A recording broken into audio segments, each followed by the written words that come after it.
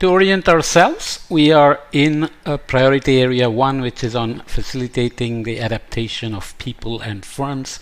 We looked at action 1.1. Here we are looking at action 1.2, which is on clarifying responsibilities and aligning incentives with adaptation and resilience objectives. Lead ministry is envisioned as economy or finance, but as I said before, each country may decide to distribute the portfolio of climate actions, adaptation, mitigation in different ways. We don't need to worry about that at this stage. Private actions to manage climate change and natural disasters may be impaired by an unclear allocation of responsibilities. Firms and populations in a flood zone may assume that flood management is the responsibility of the local or national government, so they do not need to make their own investments to reduce risks or adapt to climate change. This may be the case even after they find out that they have elevated risks of flood going into the coming years and decades, but assume somebody else is worrying about it. To ensure households and firms are making the right decisions, governments should clearly establish responsibilities and liabilities in law and communicate these to all private actors as well. In the Netherlands, the government is responsible for providing protection from floods, but only up to a certain level.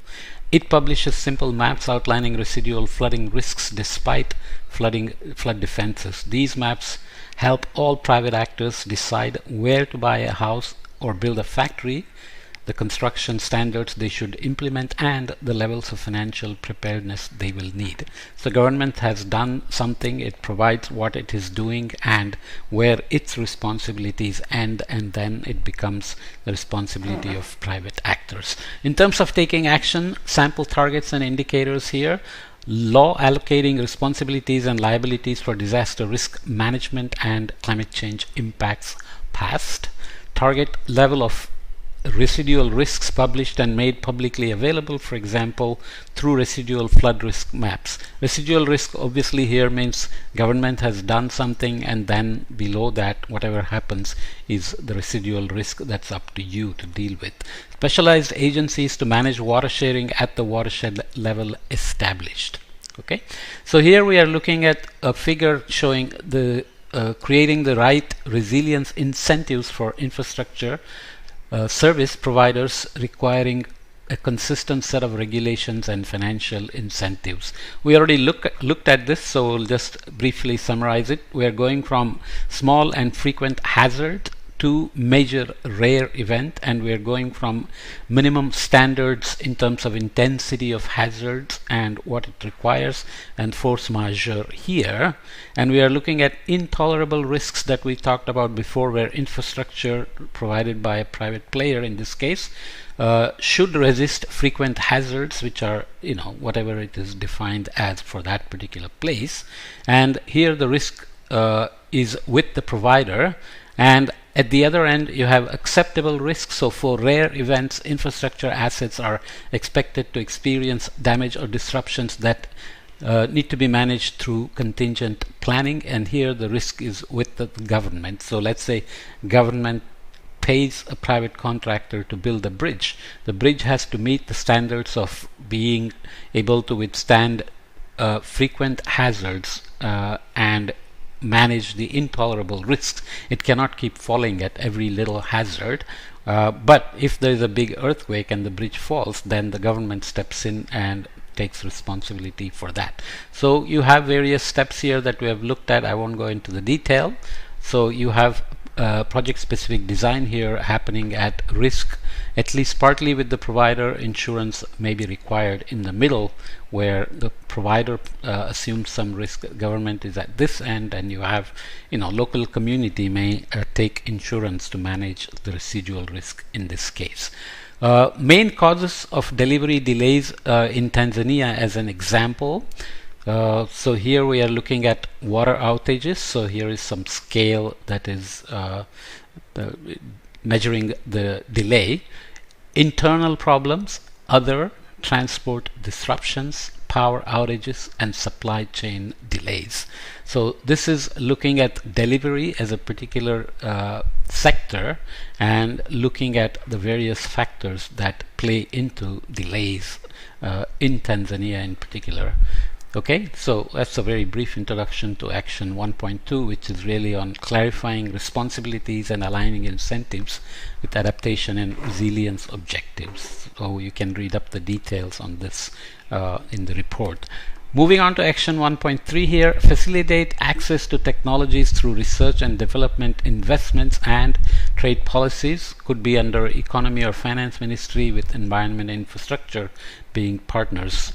Ministries working together is again another thing that may have to evolve with practice, learning by doing, adaptive management and so on along the way.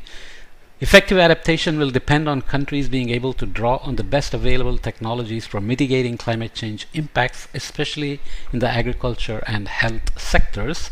New technologies, improvements in crop varieties, smart input use, methods to strengthen crop resistance to pests and diseases, and reduce post-harvest losses could all help tackle food security challenges, which has been reported in these papers. Improved crops and more efficient water and soil can increase farmers' incomes and their resilience to climate shocks. Developing and adopting higher yielding and more climate resistant crop varieties and livestock breeds is one way to make agricultural systems more climate resilient. For example, a randomized control trial in Odisha, India found that a flood-resistant rice variety yielded 45% more than the most popular variety at the time. So you made it flood resistant, and co-benefit was you got higher benefits. Okay, so this is some new technology that was made available. So obviously somebody has to be in charge of tracking these and bringing it to the farmers. India has the plan of doubling farmers' income in a few years, so these sorts of things matter, other than the so-called smart technology, smart agriculture ideas, bringing IoT to agricultural management that is being funded to be implemented. But India has a very unique problem in terms of most of the farmers being smallholders and not large industrial farming, which makes it quite a challenge to adopt various new technologies. However, a recent global analysis of adaptation related patents highlighted the following three key challenges. Innovation for climate change adaptation, at least in proportion of total innovation, has not increased over time.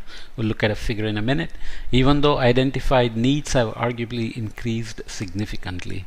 Innovation for adaptation occurs primarily in high-income countries and in a handful of middle-income countries.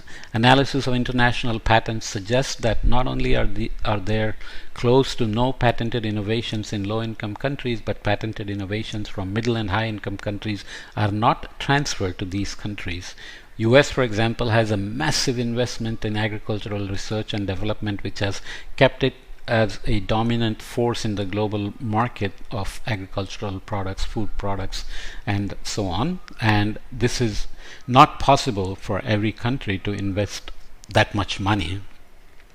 And US doesn't necessarily give away its inventions, innovations to farmers from the global south, for example.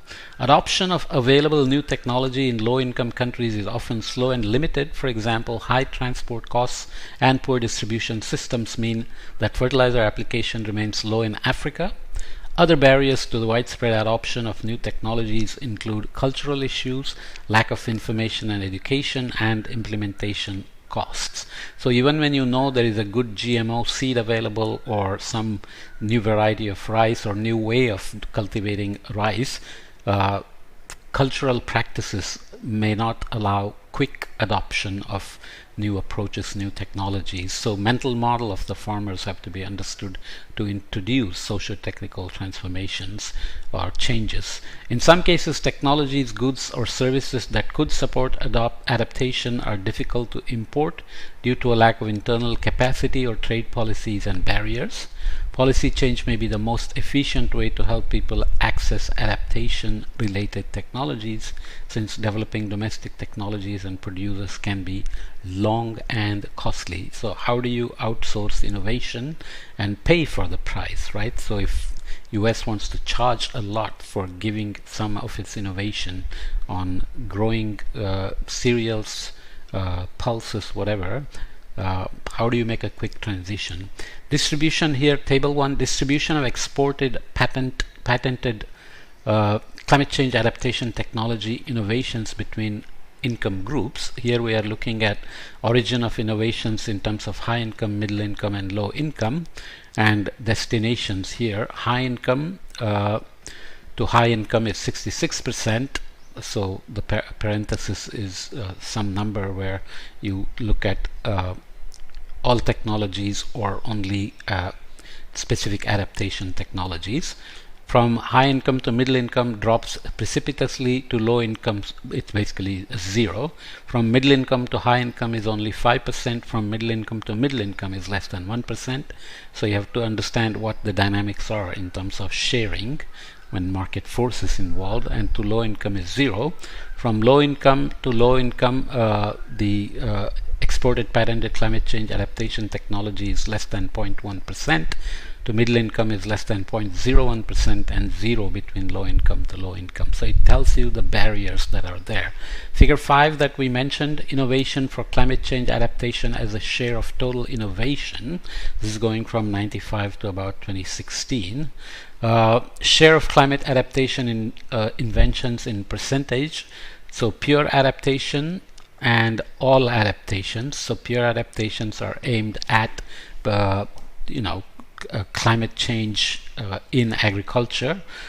So pure adaptation refers to technologies for climate change adaptation that are not simultaneously classified as mitigation technologies. There is a Venn diagram which shows adaptation, mitigation, and the overlap, which we can look at a little bit later on. So you can see all adaptation is much higher in terms of percentage, even though you are looking at share of climate adaptation inventions of the order of less than 1%, but over time they have changed a little bit, but pure adaptation still remains low. Some people argue that adaptation is very local and its mitigation is much more easy to quantify in terms of carbon drawdown or whatever else. So adaptation always is going to be difficult because there is no blueprint that works at a large scale. Taking action, sample targets and indicators. In this case, share of farmers using improved crops and climate smart practices. These are the targets and indicators. Share of research and development or percentage of patents related to climate change adaptation. Total amount invested in R&D on adaptation related or resilience related changes. Amount invested by the public or private sector in R&D on adaptation related or resilience related changes. Average tariff applied to imports of resilience related technologies. Okay, so I'll leave this here. We'll come back and look at action 1.4 on ensure financing is available to all and provide support to the poorest and most vulnerable people in terms of helping people and firms in adaptation. Okay, so let's do that in the next podcast. So see you there.